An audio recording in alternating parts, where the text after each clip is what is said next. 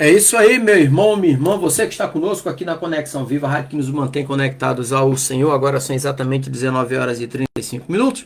Estamos com a nossa programação Bate-Papo Teológico comigo, Reverendo Dimas Pimentel, e nós vamos até às 21 horas, mas nesse momento nós abrimos o espaço também para entrarmos ao vivo através da nossa rede social, Facebook, e logo em seguida também o canal Conectados ao Sagrado, que eu reproduzo esse vídeo lá também.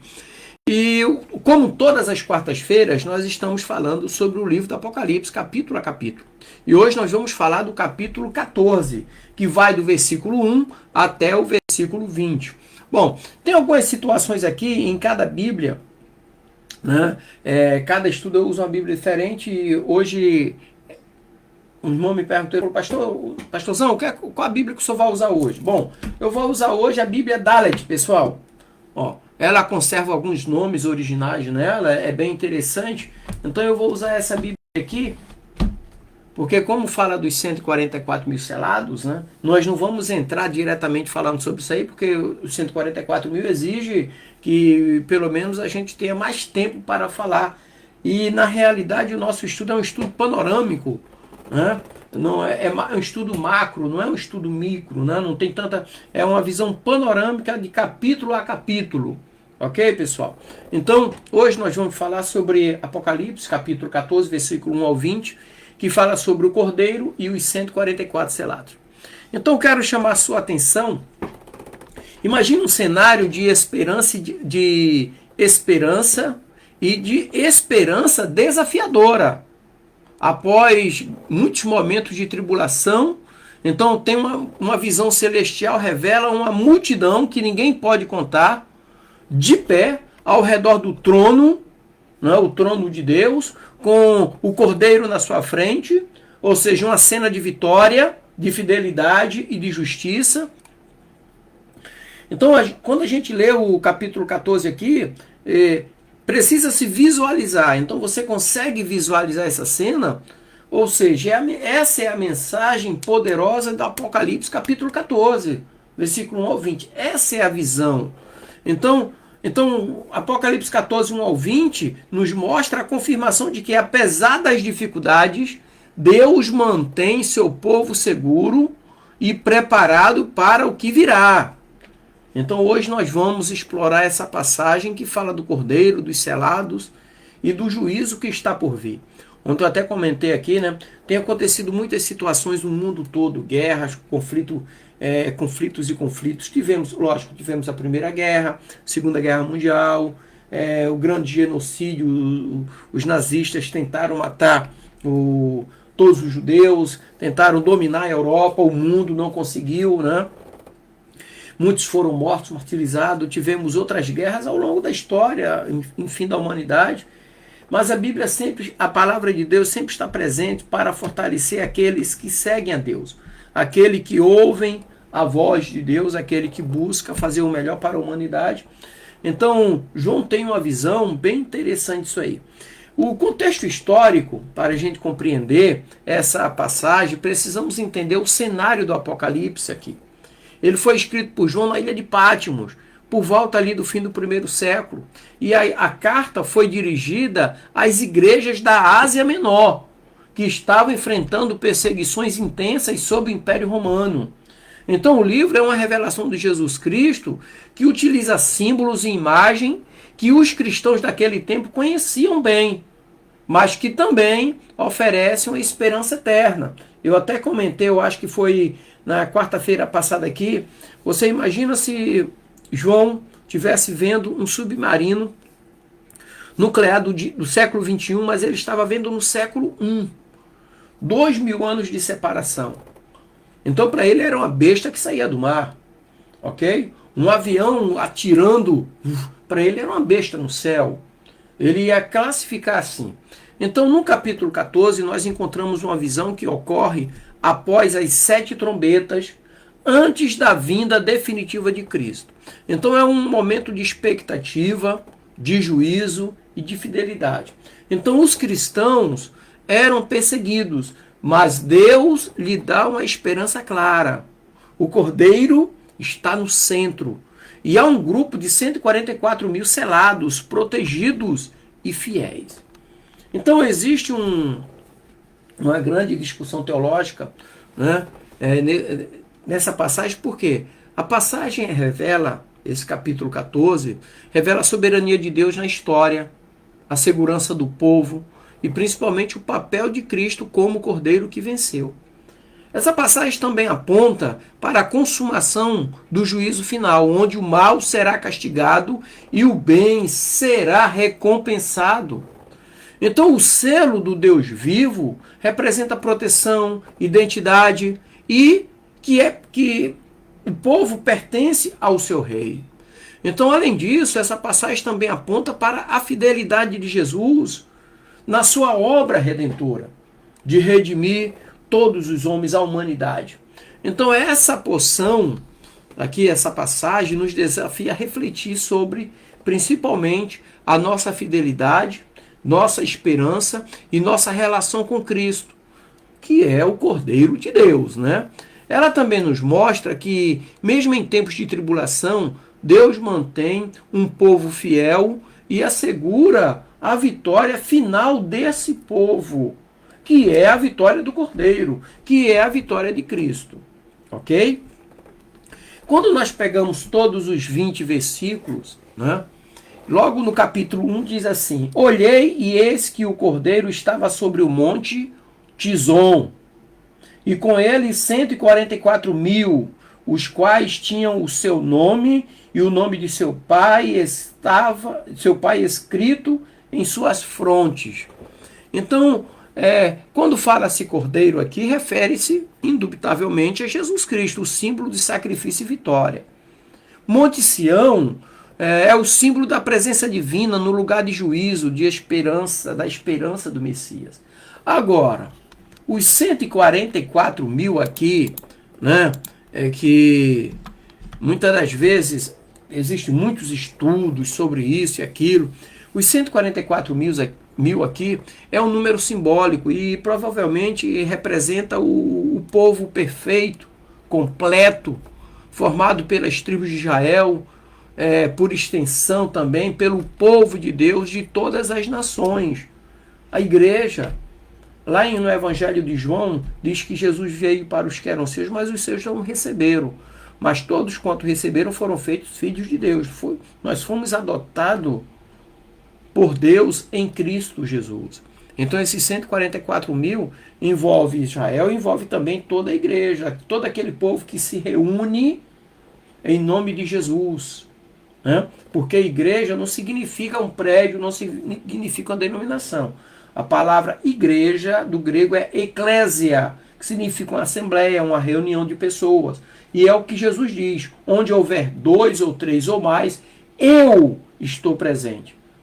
Esses 2 ou 3 ou mais reunidos no nome dele, ele está presente. Então essa reunião de pessoas em que Cristo está presente, a reunião, eclésia, é igreja, a tradução de eclésia é igreja, tá bom? Nos versículos 2 e 3, que diz assim: ouvi uma voz do céu como um barulho de muitas águas, e como o barulho de uma grande trovão, e ouvi um som de arpistas que tocavam suas harpas. Aqui, som de trovão,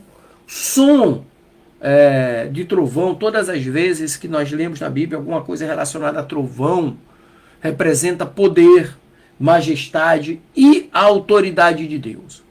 O canto novo indica um louvor novo, um louvor de vitória, um louvor de perfeição, um louvor de conquista final. E no versículo 4 que diz: estes são os que não se contaminaram com mulheres, pois são virgens. Literalmente pode representar pureza, fidelidade, né? Fidelidade exclusiva a Cristo. Né? E como símbolo também pode indicar fidelidade ao compromisso com Deus, sem idolatrias, sem outros deuses, sem desvios, porque Jesus é o caminho, ou seja, aqueles que permaneceram firmes no caminho. No versículo 5, que diz assim: em suas bocas não foi achado mentira, são irrepreensíveis. Isso aqui fala de fidelidade à verdade de Deus, fidelidade à palavra, integridade moral e espiritual. Ok? E no versículo 6 e 7, que fala que viu um anjo né, pregando o evangelho eterno a todas as nações. Então o evangelho é universal, destinado a todas as nações, tribos, línguas e povos, que são chamados através do evangelho ao arrependimento, a aceitar Jesus como Salvador e Senhor. No versículo 14 e ao 16, que fala o longo do trigo, né? Aqui que eu quero ler, 14 ao 16, que diz assim: Olhei e eis uma nuvem branca, e assentada sobre a nuvem um semelhante ao filho do homem, que tinha uma coroa de ouro sobre a sua cabeça, e na sua mão uma foice afiada. E outro anjo saiu do templo, clamando em alta voz ao que estava sentado sobre a nuvem. E ele dizia: lança a tua foice e ceifa, né? E ceifa chegou a hora da ceifa, porque a seara da terra está madura. E aquele que estava sentado sobre a nuvem lançou a sua foice sobre a terra e ceifou a seara da terra.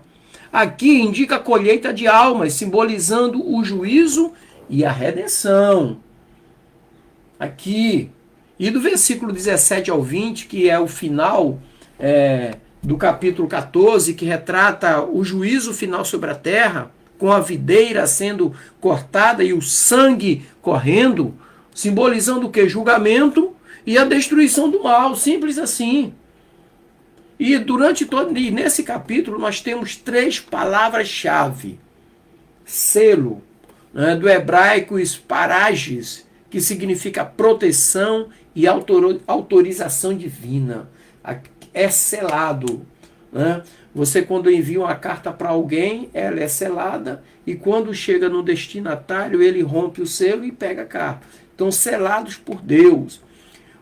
Outra também palavra-chave aqui nesse capítulo 14 é cordeiro, que é amnos, do grego, que significa sacrifício e vitória ao mesmo tempo.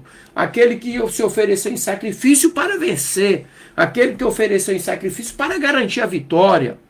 E quando cita também um novo cântico, que é o kainos imos, do grego, significa louvor renovado. Louvor renovado é redenção. Redimidos por Cristo Jesus, por isso que cantamos um cântico novo.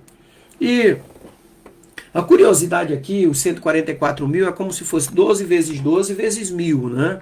Simbolizando o povo de Deus perfeito, completo, de todas as épocas, de todas as línguas e nações. E quando nós lemos ali em Êxodo 12, versículo 13, que diz: o sangue do cordeiro protege os israelitas do juízo, nós entendemos também que o sangue do cordeiro protege todos aqueles que aceitaram o sacrifício. E em João capítulo 1, versículo 29, nos mostra que Jesus, como o Cordeiro de Deus, tira o pecado do mundo. Eis o Cordeiro de Deus que tira o pecado do mundo. E em Apocalipse 7, no capítulo 7, que também fala sobre os 144 mil, ali, esses 144 mil são mencionados como os selados e protegidos na tribulação. Todo o povo de Deus selado e protegido na tribulação. E no Salmo 23, versículo 3 ao 6, nos mostra o seguinte: quem pode subir ao monte do Senhor? Aquele que tem mãos limpas e coração puro, o povo de Deus redimido, genuinamente a igreja de Cristo, sem mácula. E na segunda carta aos Coríntios, capítulo 1, versículo 22, nos diz que Deus nos selou e colocou seu Espírito em nossos corações. E se nós olharmos para a história da igreja, durante a história, cristãos foram perseguidos e precisaram de esperança e proteção divina. Desde os mártires da igreja primitiva até os cristãos na diáspora. A certeza de que Jesus, o Cordeiro, mantém seu povo seguro foi uma fonte de força. Tem um livro muito interessante chamado As Catacumbas de Roma, né, que eu indico, quem gosta de uma boa leitura, que ali conta a história do povo que se refugiou debaixo de Roma, no subsolo, nas galerias. Por isso que o livro chama Nas Catacumbas de Roma. Ali pessoas eram batizadas das águas de esgoto, ali pessoas viveram, ali pessoas confessaram a sua fé, em meio à perseguição não abandonaram a sua fé. Na Idade Média, por exemplo, os fiéis lembravam-se do sangue do Cordeiro na cruz como proteção contra o mal. Ok? E na Revolução Industrial, é interessante eu citar esse caso, a esperança na soberania de Deus deu força às comunidades perseguidas daquela época também. Bom, e Jesus, quando nós olhamos para o capítulo 14 ali de Apocalipse, nós vamos entender que Jesus é o Cordeiro que foi morto por nossos pecados, mas ressuscitou e triunfou. E está sentado à direita de Deus. O selo de Deus na testa nos lembra que somos de Cristo, protegidos por sua graça. E interessante que o capacete da salvação, o elmo ali na armadura de Deus, o capacete é justamente na mente. Então o selo de Deus na testa lembra esse capacete da salvação. Como também a mitra sacerdotal que o sumo sacerdote usava, estava escrito Kadosh Adonai, santidade ao Senhor. Onde tem salvação tem santidade, onde tem santidade tem selo, tem a marca do Cordeiro. Ok? Mas pastor Dimas, como é que nós fomos viver isso de uma maneira prática, esse capítulo 20, esse capítulo 14, o livro do Apocalipse? Primeira coisa, precisamos ser fiel ao Senhor, mantendo nossa fidelidade mesmo em tempos difíceis de perseguição. Precisamos manter. Segundo, devemos buscar a proteção do Espírito Santo de Deus, que vai nos selar, que nos sela como pertencentes a Ele. Terceiro ponto, nossa esperança não está nas circunstâncias, mas na vitória final de Cristo. E Cristo diz assim, olha, não se preocupe, porque aquele que está em mim, ainda que morra, viverá. Essa é a nossa esperança final, vida eterna ao lado de Cristo, Cordeiro de Deus, que vive para todo sempre. E o último ponto, como povo de Deus, nós somos chamados a proclamar o Evangelho a todas as nações. Simples assim. Assim como os anjos anunciaram a chegada de Jesus aos pastores, nós temos que anunciar a chegada, o retorno de Jesus, anunciar o Evangelho de Cristo ao mundo, às nações.